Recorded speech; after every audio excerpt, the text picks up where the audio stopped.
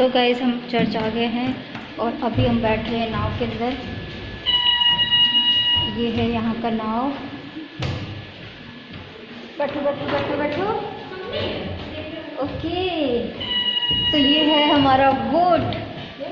अब बोट लेके चलेगा कहाँ? निशु पकड़ना फ़ोन बेटा, पैसे स्पेस में ऐसे। हाँ, अब हम स्पेस में जा रहे हैं। निशु डरना नहीं, ठीक है? निशु का फर्स्ट एक्सपीरियंस स्पेस में। और मम्मी वैसे भी मेरा सपना है। तो हम स्पेस में जा रहे हैं गाइस, आप लोगों को मिलेंगे स्पेस में। हाँ हाँ, लीजिए, हम लोग चर्च के अंदर एंटर कर चुके हैं और ये हम लोग अभी बोट में बैठे हैं और देखते हैं ये बोट कहाँ लेके जाती है। बोट डरना नहीं निशु, ठीक है?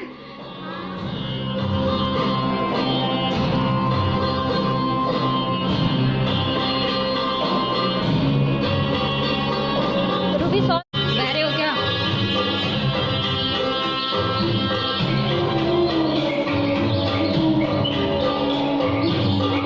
स्पेस में जाएंगे अब हम, ऊपर जाएंगे अब हम स्पेस में। बहुत सुंदर बना दिया है ना।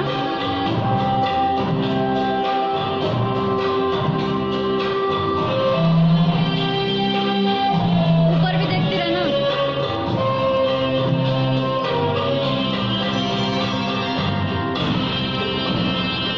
निशु इसमें बैक कैमरा करके वीडियो बनाओ अच्छे से। अच्छा दीदी बना रही, चलो हम ले लेंगे दीदी से।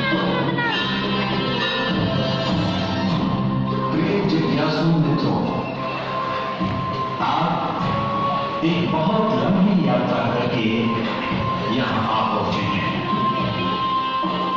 जहाँ ये यात्रा एक नया मोड़ ले चुकी है।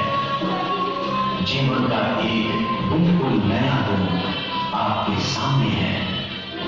जीवन दर्शन।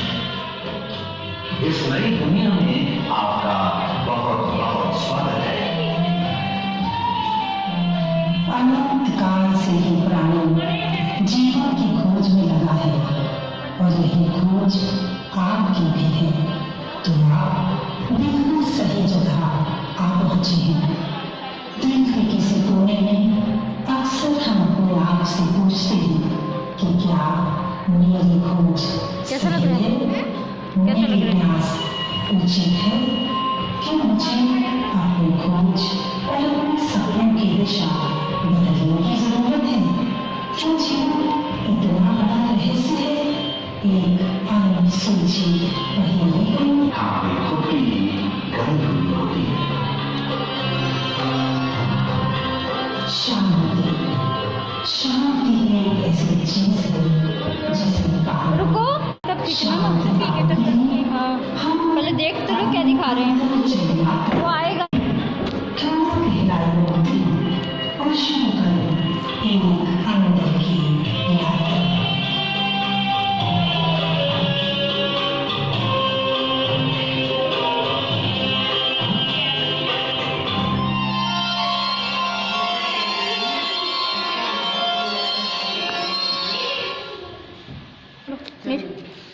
चलो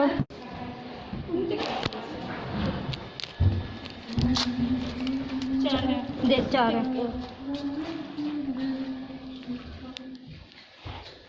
रुको रुको, यहीं रुको निशु, ऊपर देखते रहना, ऊपर देखते रहना।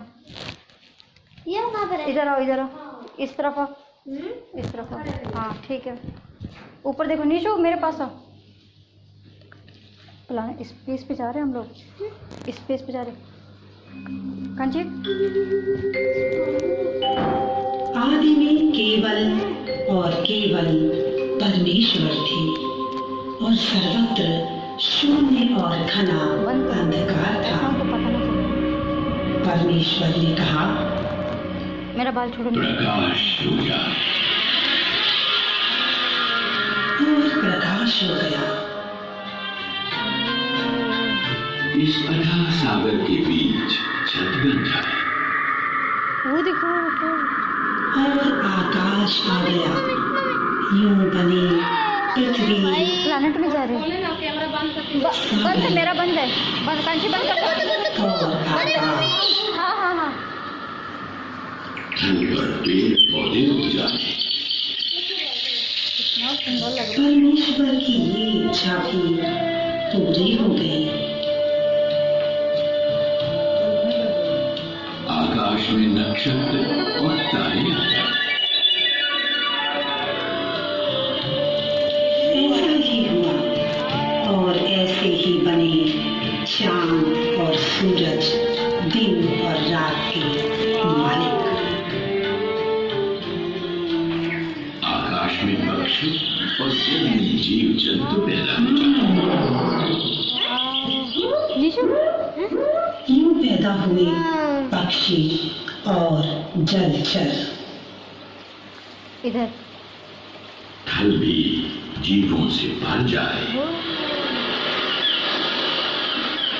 इस प्रकार बन गया जीव जगत। हम बनाएं अपना प्रतिरूप मानव, जो हमारा ही सदृश होगा। परमेश्वर ने धरती की मिट्टी से मनुष्य को गढ़ा और उसमें प्राण फूके।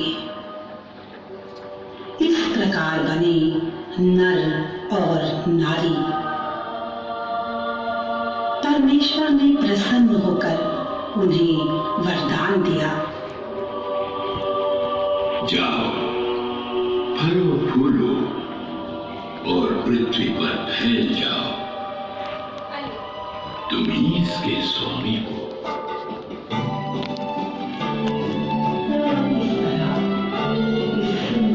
मेरा हाथ तो छोड़ो। ये है स्वर्ग से सुंदर अदन वाटिका। ज्ञान वृक्ष के नीचे खड़े हैं आदम और हव्वा। यही सृष्टि के सरताज हैं। यहाँ सब कुछ इन्हीं के लिए है। ये देखो तो हव्वा, सांप।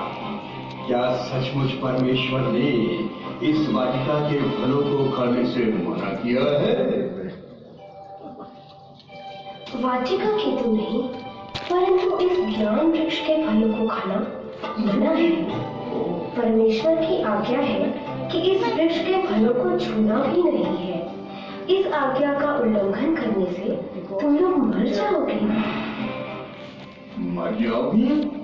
अरे मरोगी क्यों? आगे आओ। जरा तुम भी तो खाकर देखो। खाते एक ही मिनट, तुम्हारी आंखें खुल जाएंगी। दूर रहेगा। तुम परमेश्वर सदृश हो जाओगी।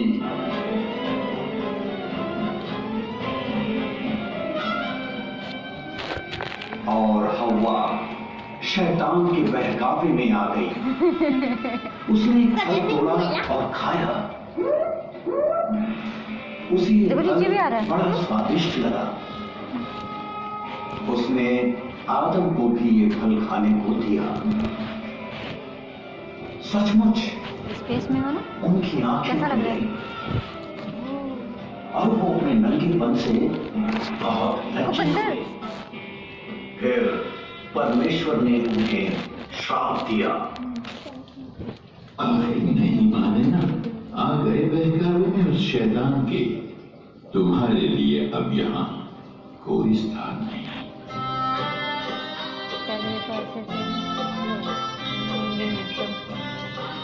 पहले जीसस ऐसे ही थे ना?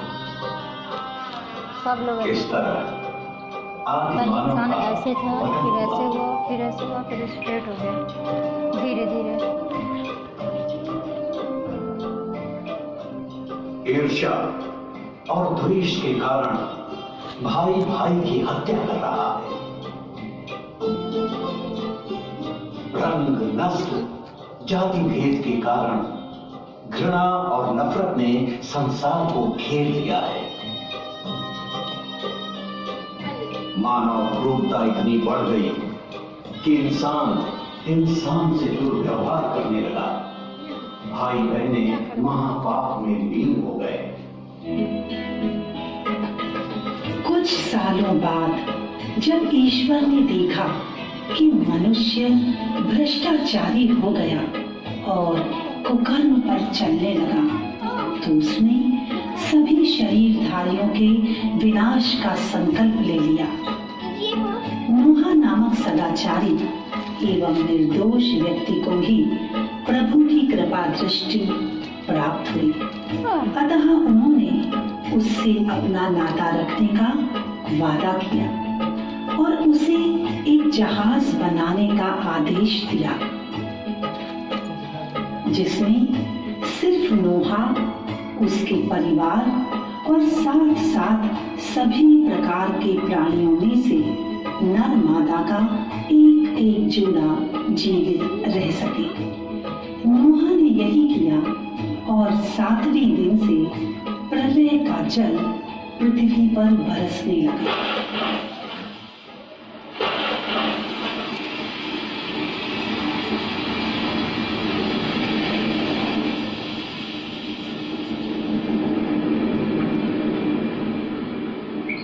चालीस दिन बाद जब प्रलय थम गई तो केवल नूहा और उसके साथी जो जहाज में थे जीवित बच गए।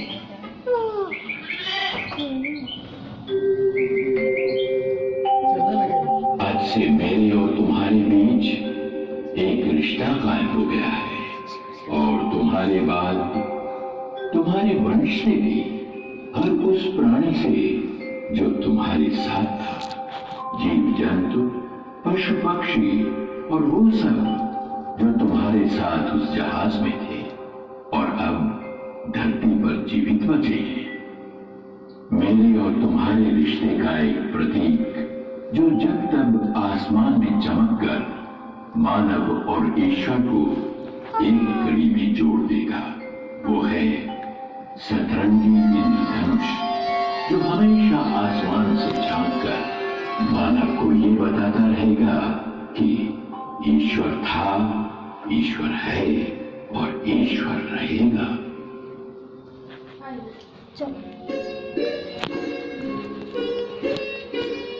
अब्राहम एक धार्मिक और आज्ञाकारी पुरुष था। वो ईश्वर पर अत्यधिक विश्वास और अटूट प्रेम करता था। यद्यपि अब्राहम और उसकी पत्नी सारा दोनों बूढ़े हो चुके थे, ईश्वर ने उन्हें बहुत से राष्ट्रों का पिता बनाने की प्रतिज्ञा दी। ईश्वर ने अपने वचन के अनुसार सारा पर कृपा दृष्टि की और ईश्वर द्वारा निश्चित समय पर उसे अब्राहम से एक पुत्र पैदा हुआ। अब्राहम ने उस पुत्र का नाम इसहाक रखा, जो एक स्वस्थ और बुद्धिमान बालक निकला। फिर ईश्वर ने अब्राहम की परीक्षा ली और उससे कहा,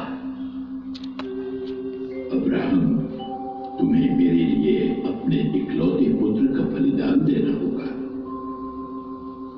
जाओ, पहाड़ पर जाओ और उसकी बलि चढ़ा दो।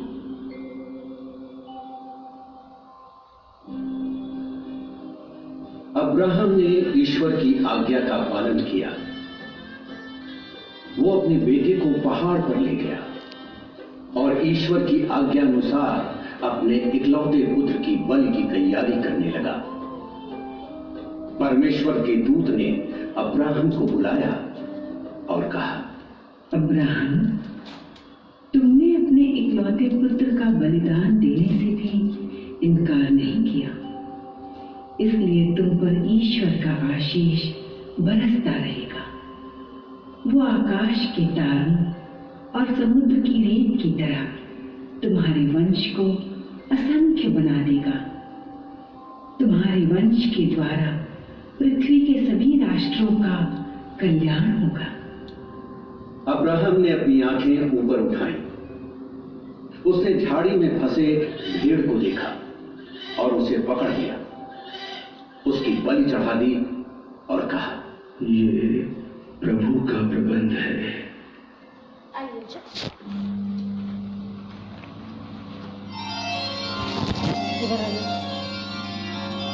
आपके सामने है सिनाई पहाड़। ये जलती झाड़ी देख रहे हैं आप, उसके पास खड़े हैं हजरत मूसा। झरने में से परमेश्वर की वाणी रसपुटित होती है। मूसा, तुम जहां खड़े हो वो बहुत ही पवित्र भूमि है। अपने जूते उतार दो। आप कौन बोल रहे हैं? मैं तुम्हारे पूर्वज इब्राहिम, इसहाक और याकूब का परमेश्वर बोल रहा हूं। क्या मैं परमेश्वर की आवाज सुन रहा हूं? प्रभु, क्या मैं इस योग्य हूं? मैं तुम्हें मिस्र देश वापस भेजता हूं। वहां मेरी प्रजा बड़ी दयनीय दशा में है। मैंने उनकी चीख पुकार सुनी है। तुम जाकर फेरों की दास्ता से मुक्त करके उन्हें वापस लाओ। लेकिन प्रभु, लोग आपके बारे में मुझसे पूछेंगे तो मैं क्या उत्तर दूंगा? कह देना कि मेरा नाम सत्य है। मैं वही हूं जो हूं। जाओ, अब देर न करो।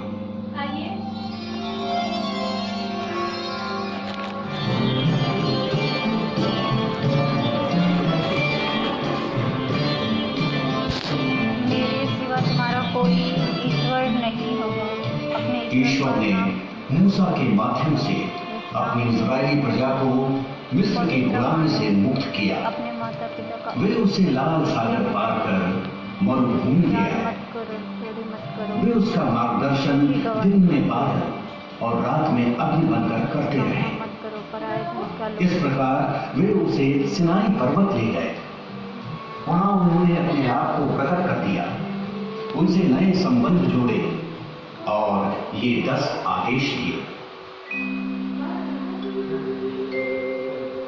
मैं प्रभु हूं, तुम्हारा ईश्वर। मेरे सिवा तुम्हारा कोई ईश्वर नहीं। प्रभु का, अपने ईश्वर का नाम व्यर्थ मत लो। विश्राम दिवस को पवित्र मानो। अपने माता पिता का आदर करो। हत्या मत करो। व्यभिचार मत करो। चोरी मत करो। झूठी गवाही मत दो। पर स्त्री की कामना मत करो। पराये धन का लोभ मत करो।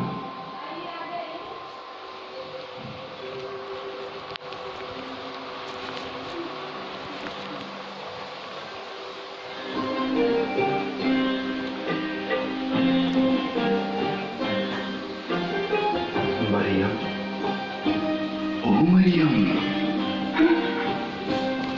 आप कौन है? मैंने आपको पहचाना नहीं। क्या? डरो नहीं मरियम, मैं हूँ गाब्रियल, परमेश्वर का संदेशवाहक। परमेश्वर का संदेश मेरे लिए? तुम्हारा हाँ, जवाब। परमेश्वर का एक शुभ संदेश। शीघ्र ही तुम एक पवित्र बालक को जन्म दोगी और उसका नाम यीशु होगा। ये कैसे संभव है कि पुत्र और एक कुमारी को? परमेश्वर के लिए कुछ भी असंभव नहीं है मरियम। तुम्हारे ऊपर प्रभु की असीम कृपा है और तुम सौभाग्यशाली हो। पवित्र आत्मा ने इसके लिए तुम्हारी ही कोख चुनी है। तुम धन्य हो।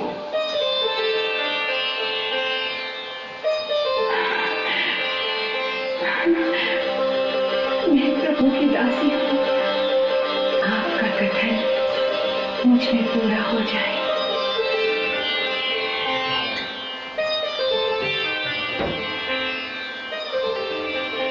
अच्छा लग रहा है वॉइस पे।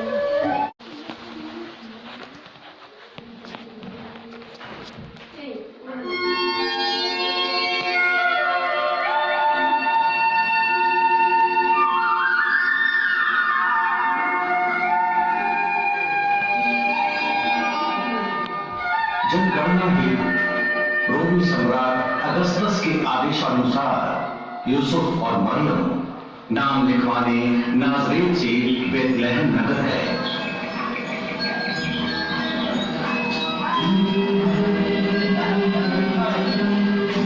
इस दौरान मरियम के गर्भ के दिन पूरे हो गए।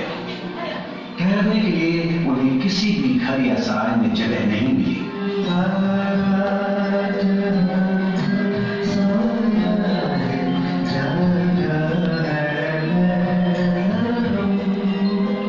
थके हारे उन्होंने शहर की एक गौशाला में शरण ली। वहीं प्रभु यीशु का जन्म हुआ।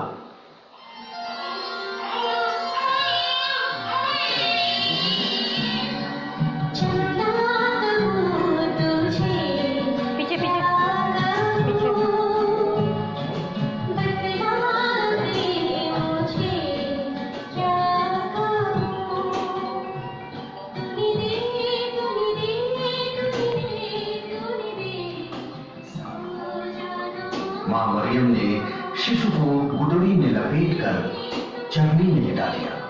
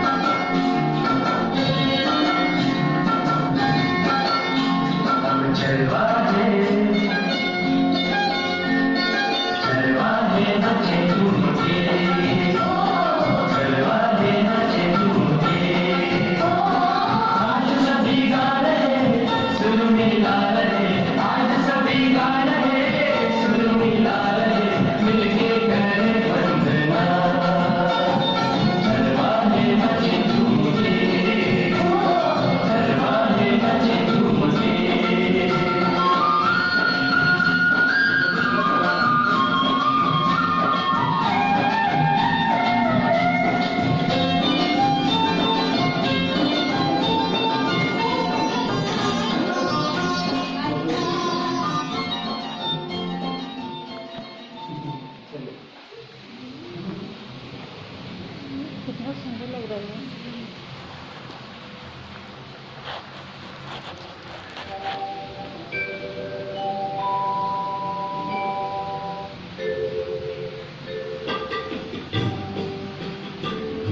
ईसा की माता पिता प्रतिवर्ष पास्का पर्व के लिए यरूशलेम जाया करते थे। जब बालक 12 वर्ष का था तो वो प्रथा के अनुसार पर्व के लिए यरूशलेम गए। पर्व समाप्त हुआ और वे लौट पड़े, परंतु बालक ईसा यरूशलेम में ही रह गए, जिसकी जानकारी उनके माता पिता को नहीं थी। वे ये समझ रहे थे कि वो यात्री दल के साथ हैं, इसलिए उन्होंने एक दिन की यात्रा पूरी करने के बाद ही उसे अपने कुटुंबियों और परिचितों के बीच ढूंढना शुरू किया। जब उन्होंने उसे वहां नहीं पाया तो वे उसे ढूंढते ढूंढते यरूशलेम लौट गए। 3 दिनों के बाद उन्होंने ईसा को मंदिर में शास्त्रियों के बीच बैठे उनकी बातें सुनते और उनसे प्रश्न करते हुए पाया।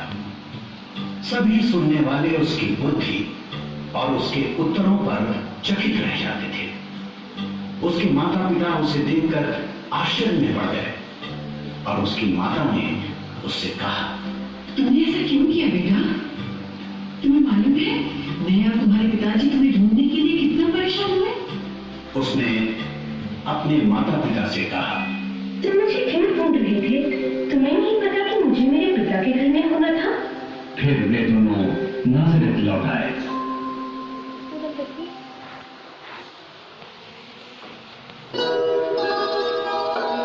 युवक यीशु सभी युवक और युवतियों के प्रति हमेशा सहृदय, प्रसन्न और सहायता करने के लिए तैयार रहते थे। वो अपने गांव के लोगों और अपने मित्रों को हमेशा प्रसन्नता बांटते रहते थे। जैसे कि जन्म है, यीशु ने अपने पिता के व्यवसाय को भी सीखना शुरू कर दिया ताकि वो अपने पिता की मदद कर सके। यीशु ने इस तरह इस मशीन से लकड़ी में छेद करते हैं और फिर इसमें दूसरे पुर्जे लगाए जाते हैं। पर याद रखो, लकड़ी हमें कुदरत का वरदान है, इसीलिए ना ही इसे व्यर्थ जाने दो, साथ ही इसका इस्तेमाल सावधानी से करो। जी पापा, मैं इसका इस्तेमाल बहुत सावधानी से करूंगा।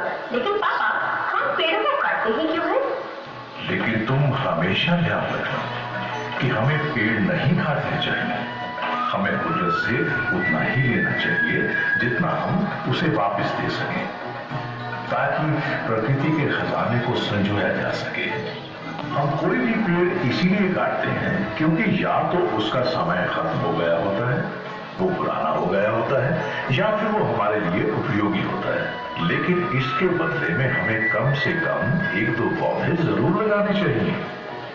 जी पापा, मैं खुद भी ऐसा ही करूंगा और अपने दोस्तों और गांव वालों से भी ऐसा ही करने को कहूंगा।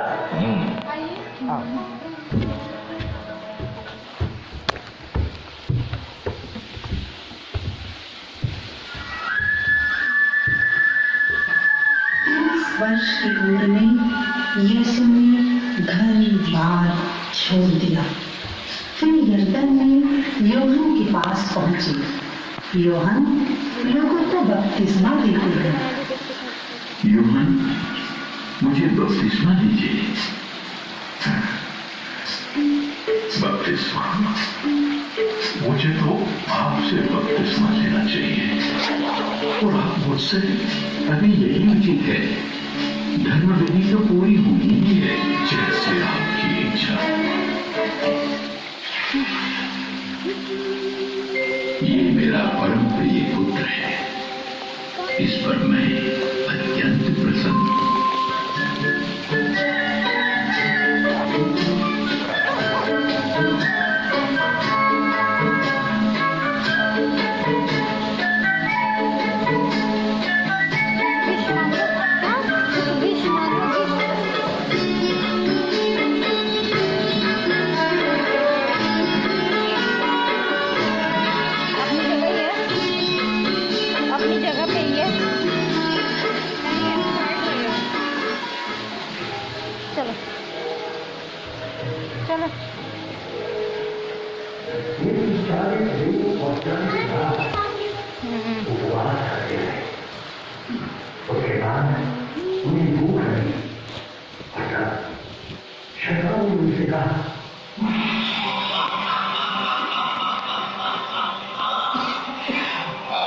यदि आप ईश्वर के पुत्र हैं तो कह दीजिए, ये पत्थर रोटियां बन जाए।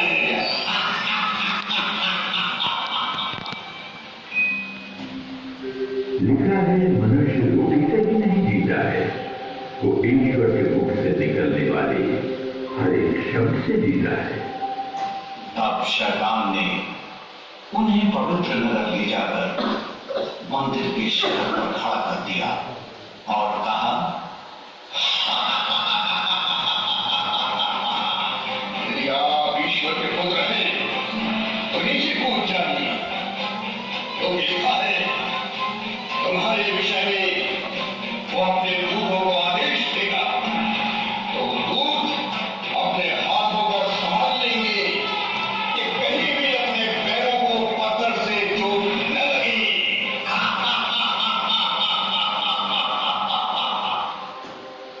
ये भी लिखा है, अपने प्रभु ईश्वर की परीक्षा मत लो। फिर शैतान उन्हें एक अत्यंत ऊंचे पहाड़ पर ले गया और संसार के सभी राज्य और उनका वैभव दिखाकर उनसे बोला,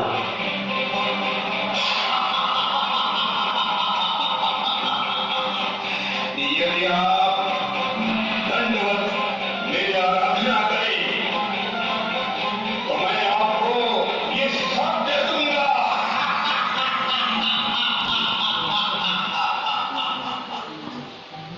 हट जाओ शैतान। लिखा है, अपने प्रभु ईश्वर की आराधना करो और केवल उसी की सेवा करो। इस पर शैतान उन्हें छोड़कर चला गया और स्वर्गदूत आकर उनकी सेवा और परिचर्या करते रहे।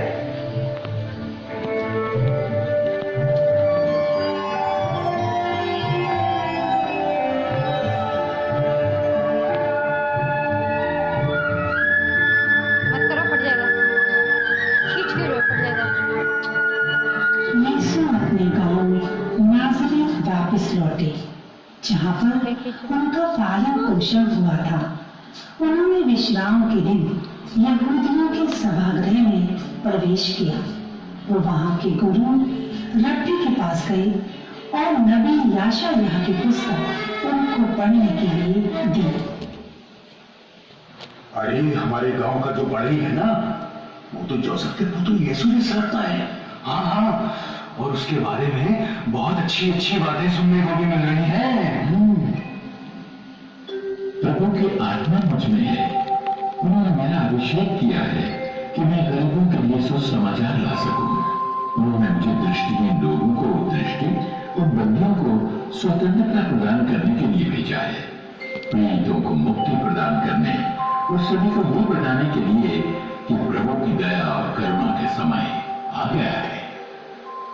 उन्होंने अपने मसौदे को बंद किया, भीड़ की तरफ देखा और कहा, आज इस धर्म ग्रंथ का एक एक शब्द सत्य है। अगर तुम इसे सुन सको तो। यीशु की बात से सभागृह में उपस्थित बहुत से लोग प्रभावित हुए, लेकिन कुछ लोग नाराज भी। उनमें से एक ने पूछा, अरे सुनो, इस धर्म ग्रंथ की सत्यता तो तभी स्थापित होगी अगर हमारा मसीहा, हमारा मुक्तिदाता आ जाए। और अगर ऐसा नहीं हुआ तो तुम कैसे कह सकते हो कि यह धर्म ग्रंथ सत्य है? इससे यह धर्म ग्रंथ ले लीजिए। यह व्यक्ति तो झूठा है, झूठा। अरे ईश्वर की निंदा कर रहा है। मैं तुम लोगों को बताऊं, किसी भी पैगंबर को उसके अपने ही लोगों ने आसानी से कभी स्वीकार नहीं किया। आज इस धर्म ग्रंथ का एक एक शब्द सत्य है, अगर तुम इसे सुन सको तो। यीशु तुरंत सभागृह छोड़ दिया और गलील के सागर की तरफ चले गए। अरे ये भीड़ कहाँ जा रही है भैया? अरे यीशु नाज़री आ रहे हैं ना, तुम्हें नहीं मालूम?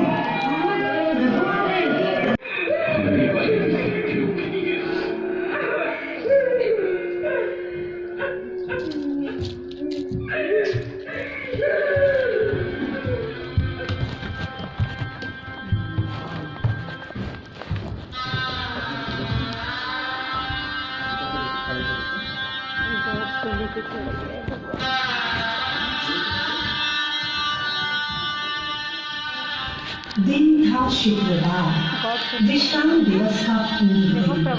वहाँ यीशु एक अपराधी के रूप में अपने क्रूस को स्वयं कंधों पर ढोकर लाए हैं।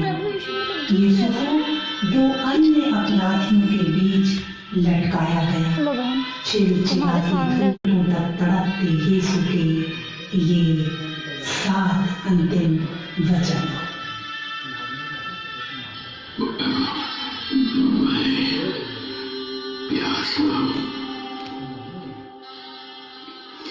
इस पर सिपाहियों ने उन्हें कड़वा सिरका दे दिया और उनका बड़ा उपहास किया। हे पिता, इन्हें क्षमा करना, क्योंकि वो नहीं जानते कि ये क्या कर रहे हैं। क्रूस के नीचे रोती बिलखती हुई माँ से कहा, माँ, याद का पुत्र है, तुम्हारी माता ने। पश्चातापी अपराधी के कहने पर कि स्वर्ग में मुझे याद रखना, उन्होंने कहा,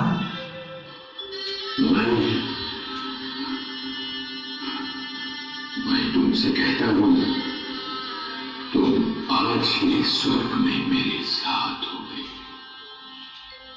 अत्यंत पीड़ा में उन्होंने अपने पिता को पुकारा, मेरे ईश्वर,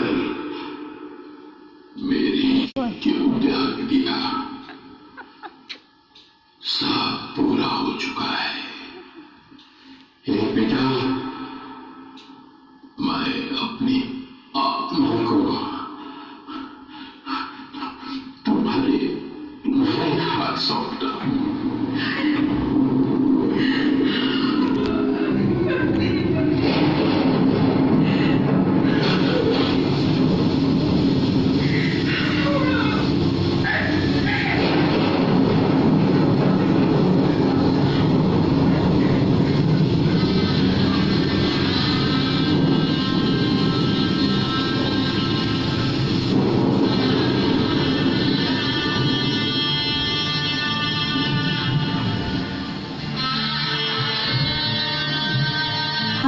यीशु ने सिर झुका दिया और प्राण त्याग दिए।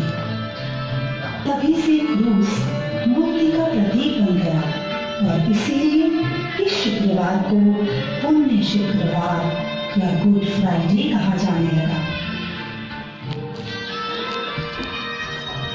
क्रूस मरण के बाद प्रभु यीशु का शरीर कब्र में रखा गया।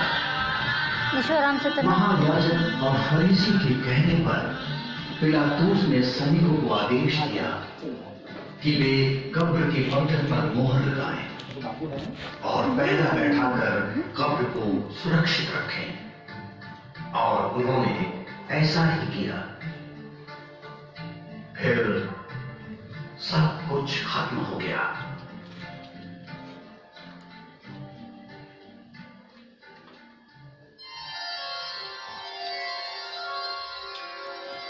अब यहीं से शुरू होता है विधाता का करिश्मा। अंधकार से दिव्य प्रकाश की ओर बढ़ने वाली यात्रा, मृत्यु पश्चात का पुनरुत्थान, और इसलिए मानव के पापों का क्रूस पर मरण दंड भुगतने वाले यीशु मसीह तीसरे दिन पुनर्जीवित हो गए।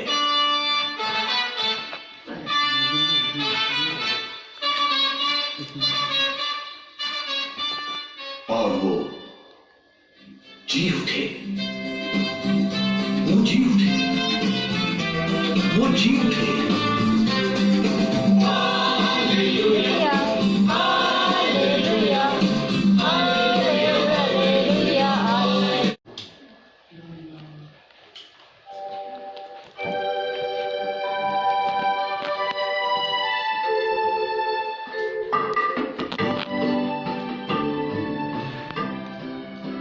प्रभु यीशु के पुनरुत्थान के 50 दिन बाद यानी पेंतेकोस्त का दिन सब शिष्य एक स्थान पर एकत्रित थे। यीशु की मां मरियम भी उसके साथ थी।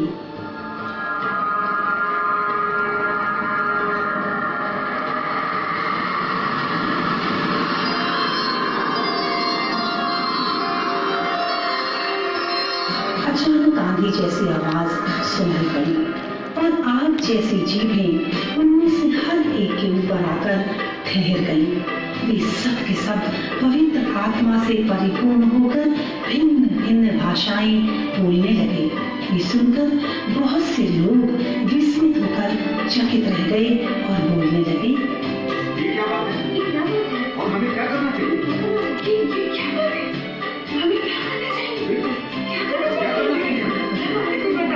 पेट्रुस ने उनसे कहा, आप लोग अपने पापों की क्षमा के लिए पश्चाताप करें और इस विधर्मी पीढ़ी से अपने आप को बचाए रखें। पेट्रुस की बातों पर जिसने विश्वास किया सब एक हृदय और एक प्राण हो गए। वे अपनी संपत्ति से जरूरत के अनुसार सबको बांटने लगे। वे सब मिलकर निष्कपट हृदय से आनंद पूर्वक एक नया समुदाय हो गए। पुनर्जीवित यीशु के सामर्थ्य से नवनिर्मित एक नया मानव समुदाय।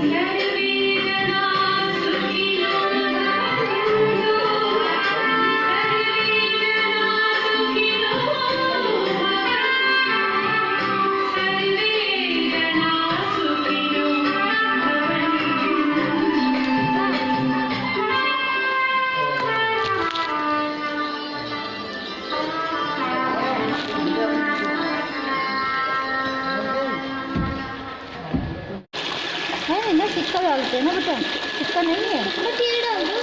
फोन डाल दे। नहीं फोन नहीं, ये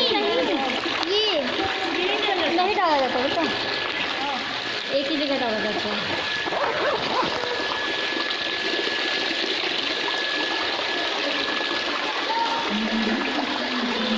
हाँ हाँ, पूछ लो।